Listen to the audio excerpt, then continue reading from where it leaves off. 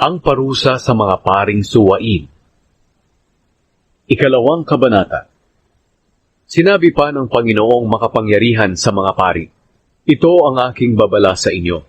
Kung hindi ninyo pakikinggan ang sinasabi ko, at hindi ninyo pahahalagahan ang pagpaparangal sa akin, susumpain ko kayo, pati na ang mga pagpapalang tinatanggap ninyo bilang mga pari. Sa katunayan, ginawa ko na iyan, dahil hindi ninyo pinahahalagahan ang pagpaparangal sa akin. Makinig kayo, dahil sa inyo parurusahan ko ang inyong mga lahi. Isasaboy ko sa inyong mukha ang dumi ng mga hayop na inyong inihahandog, at itatapon din kayo sa tapunan ng mga dumi. Dapat ninyong malaman na binabalaan ko kayo, upang magpatuloy ang aking kasunduan sa inyong ninunong si Levi. Sa aking kasunduan kay Levi, ipinangako ko sa kanya ang buhay at kapayapaan, basta igalang lamang niya ako. At yan nga ang kanyang ginawa. Itinuro niya ang katotohanan at hindi ang kasinungalingan. Maayos ang kanyang relasyon sa akin at namuhay siya ng matuwid at tinulungan niya ang maraming tao upang huwag nang gumawa ng kasalanan. Sa katunayan, tungkulin ninyong mga pari na turuan ang mga tao na malaman nila ang tungkol sa akin. At dapat naman silang magpaturo sa inyo, dahil mga sugo ko kayo. Pero hindi ninyo sinunod ang aking mga pamamaraan. Ang mga turo ninyo ang nagtulak sa marami para magkasala. Ako ang Panginoong makapangyarihan, ang nagsasabing, sinira nyo ang kasunduan ko sa ninuno ninyong si Levi. Kaya ipinahamak at ipinahiya ko kayo sa lahat ng tao. Dahil hindi ninyo sinunod ang aking mga pamamaraan, at may kinikilingan kayo sa inyong pagtuturo. Hindi naging tapat ang mga Israelita.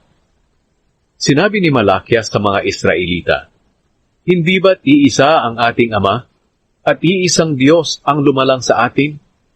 Bakit hindi tayo nagiging tapat sa isa't isa? Sa ginagawa nating ito, binabaliwala natin ang kasunduan ng Diyos sa ating mga ninuno.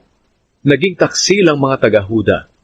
Gumawa sila ng kasuklam-suklam sa Jerusalem at sa buong bansa ng Israel, sapagkat dinungisan nila ang templo na mahal ng Panginoon sa pamamagitan ng pagpapakasal sa mga babaeng sumasamba sa ibang mga Diyos. Huwag na sanang ituring na kabilang sa mga mamamayan ng Israel ang mga taong gumagawa nito, pati na ang mga anak nila at mga apo, kahit na maghandog pa sila sa Panginoong makapangyarihan. Ito pa ang inyong ginagawa. Iyak kayo ng iyak sa altar ng Panginoon, dahil hindi na niya pinapansin ang inyong mga handog, at hindi na siya nalulugod sa mga iyon. Itinatanong ninyo kung bakit? Sapagkat saksi ang Panginoon, na nagtaksil kayo sa asawa na inyong pinakasalan noong inyong kabataan.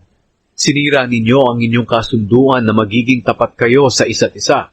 Hindi ba't pinag-isa kayo ng Diyos sa katawan at sa Espiritu para maging Kanya? At bakit niya kayo pinag-isa? Sapagkat gusto niyang magkaroon kayo ng mga anak na makadiyos.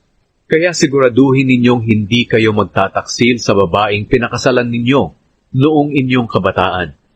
Sapagkat sinabi ng Panginoon, ang Diyos ng Israel, ayaw kong maghiwalay ang mag-asawa. Kung hiwalayan ng lalaki ang kanyang asawa, ito'y pagmamalupit sa asawang babae. Kaya siguraduhin ninyong hindi kayo magtataksil sa inyong asawa. Ang araw ng paghatol ng Panginoon. Sawang-sawa na ang Panginoon sa inyong mga sinasabi, pero itinatanong pa ninyo, ano ang ikinasasawa niya sa amin?